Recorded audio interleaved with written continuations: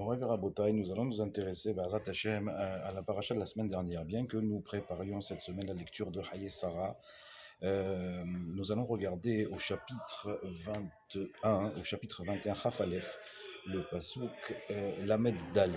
Le pasouk dit la chose suivante: Va'ita Eshel Biver Shava, Va'ikra Sham Beshem Hashem El Olam. Quel Olam? En substance, il a planté là-bas Eshel à Beersheba et il a appelé le nom Beshem, il a appelé là-bas Beshem Hashem, au nom Yudke Vavke, il a appelé Beshem Hashem Kel Olam. Il l'a appelé Kel Olam, le Dieu du monde. Alors, sur le pasouk en lui-même, il y a plusieurs choses intéressantes, notamment Vaïta Eshel Biver Shava, il a planté une plantation. Les commentateurs donnent chacun une version de ce que c'est que ce échelle-là. Sauf erreur de ma part, on retrouvera cela lorsque l'on posera la question d'où viennent les bois qui ont servi à construire le Mishkan.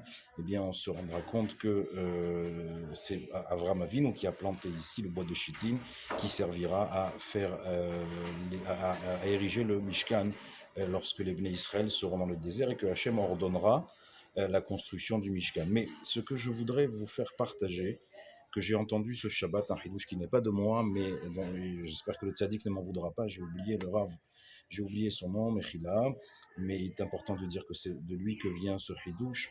Eh bien, ce Hidouche, en tout cas ce moussard, ce message, je ne sais pas comment il faut l'appeler. En tout état de cause, là-bas c'est marqué Vaikra Sham Beshem Hashem Kel Olam. On va s'intéresser à la Akedat Yitzhak. Vous savez qu'on doit lire la Akedat Yitzhak tous les matins. Il y a une mitzvah comme ça, Anshe Knesset Agdola, ils ont ordonné la tfila et il y a le matin la lecture de la Akedat Yitzhak. Plusieurs explications, mais je voudrais vous faire partager celle que Baruch Hashem j'ai eu le mérite d'entendre Shabbat.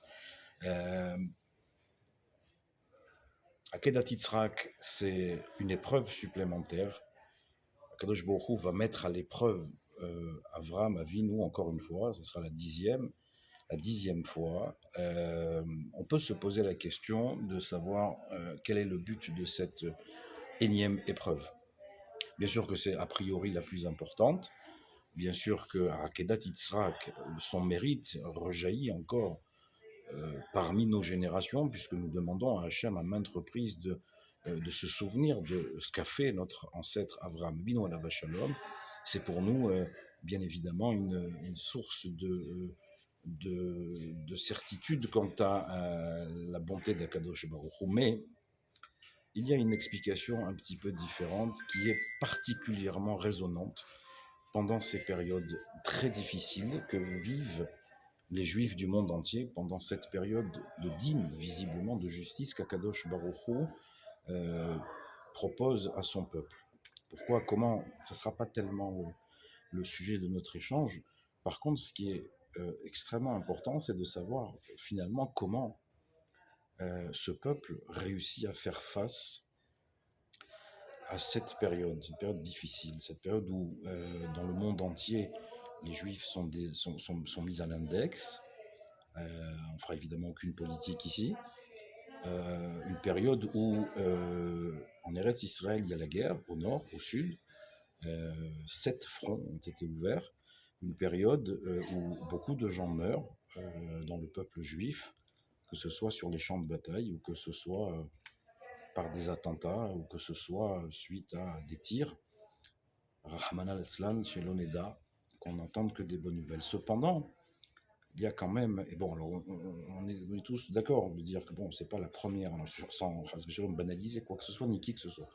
Il n'en reste pas moins que ça n'est pas la première période de difficulté que le peuple, que l'Aram Israël rencontre. C'est une période, une nouvelle période de difficulté, et Dieu sait combien ce peuple en a traversé. Dans le passouk qu'on a amené, lorsque le texte nous dit, oui, Vaikra Sham Beshem Hashem Kel Olam. Cette Akedah, elle avait pour but d'être une mise à l'épreuve de la Emouna d'Avraham Avinu, après, encore une fois, toutes ces épreuves-là, il était nécessaire d'en faire une autre. Mais qu'y a-t-il derrière? Vaikra Beshem Hashem Kel Olam. La mission d'Avraham est terminée. Quelle est la mission d'Avraham? Avraham Avinu Olav Shalom, il a une mission, c'est de révéler l'unicité d'Hachem, de révéler que Dieu existe, qu'il y a un Dieu. On l'a oublié depuis les générations de Noach jusqu'à la génération d'Avraham. L'idolâtrie règne et Akadosh Baruch Hu est complètement oublié. Donc il va appeler là, à ce moment-là, avant la Hakeda, il va appeler Hachem, je redis dans les mots, Vaikra Sham Beshem Hachem Kel Olam. Il va décréter que Akadosh Baruch Hu est le Dieu du monde, et de tous les mondes évidemment, mais il n'y a pas d'autre Dieu que lui, Elod Milvado. Tout le monde accepte cela. Avraham Avinu et Sarah Imenu, ils ont des milliers d'élèves. Tout le monde aujourd'hui, tout le monde reconnaît chez Avraham Ish Elohim, un homme de Dieu, l'homme choisi par Dieu, le prophète par excellence. La mission d'Avraham est terminée. On a tous quelque chose à faire. Lui, c'était ni plus ni moins que de remettre Akadosh Baruch Hu au centre de préoccupations humaines. Alors, certains ont arrêté leurs idolâtries, d'autres pas, mais ce n'est pas tellement le sujet. Le sujet, c'est qu'une fois que tu as atteint l'objectif qu'on t'a donné, quel est l'intérêt?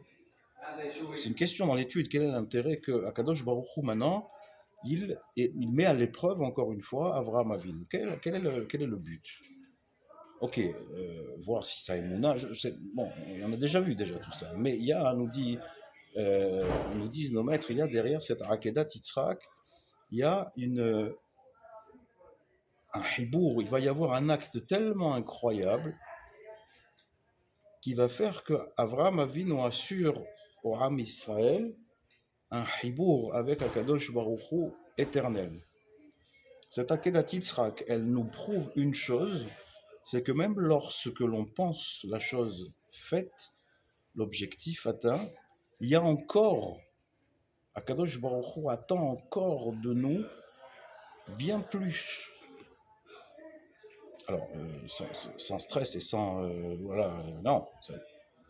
Avraham Avinu, il est dans un niveau déjà incroyable, et malgré cela, il va encore faire une demande incroyable, sacrifier son fils, son unique, celui qu'il aime, comme le verset très connu le dit, ton unique, ton aimé, Yitzhak.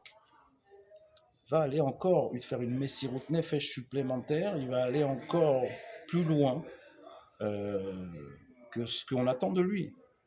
D'où lui vient cette force? Bon, c'est Avraham Avinu. Mais en faisant ça, Avraham Avinu, il donne à ses descendants cette force-là. Il donne à ses descendants cette capacité à tenir l'événement, à faire face à la situation, à toujours sortir de ces situations-là, à toujours pouvoir se relever.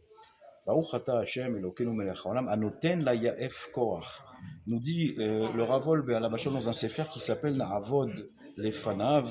Cette prière, elle est évidemment pour nous donner les forces de se lever le matin pour servir à Kadosh Baruch Hu, comme le dit le Shulchan Arour, première mitzvah du Shulchan Arour. Mais c'est pas seulement ça. Noten la Yaef Koach, elle donne également au peuple, donne au Ham Israël cette force de continuer, cette force de passer toutes les épreuves, encore une épreuve, et encore une épreuve. Et Avraham Avinu, il passe encore une épreuve, et encore une épreuve. Ça veut dire que grâce à l'action d'Avraham Avinu, de faire la Hakeda, il ancre dans le peuple juif, il ancre dans le Ham Israël cette capacité à aller encore plus loin, cette capacité à toujours se tenir droit, debout et sortir de chaque épreuve. Sans cette action, sans cette Hakeda, c'est la raison pour laquelle on la récite tous les matins, pour garder ce lien.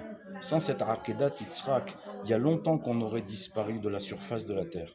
Pas parce que c'est la volonté de Dieu, mais vivre au milieu des nations, c'est d'une difficulté extraordinaire, d'une difficulté très élevée. Alors Avraham Avinu, il donne à sa descendance, à son peuple, cette force en appelant Dieu du monde. On aurait pu dire Dayenu, il a fini sa mission. Non, il y a encore à faire. il y a encore à faire et il ne se pose pas de questions. On lui demande d'aller sacrifier son fils. D'où lui vient cette force? Quel père ou mère normalement constitué est capable de prendre son fils unique et d'aller le monter sur un autel et se donner en sacrifice? Qui a cette force?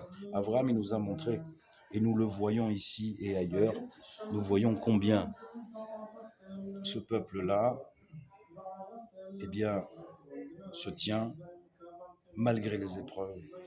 Et des épreuves, Moraï Verabotaï, vous le savez mieux que moi, des épreuves parfois d'une dureté, d'une difficulté qui nous paraissent insurmontables.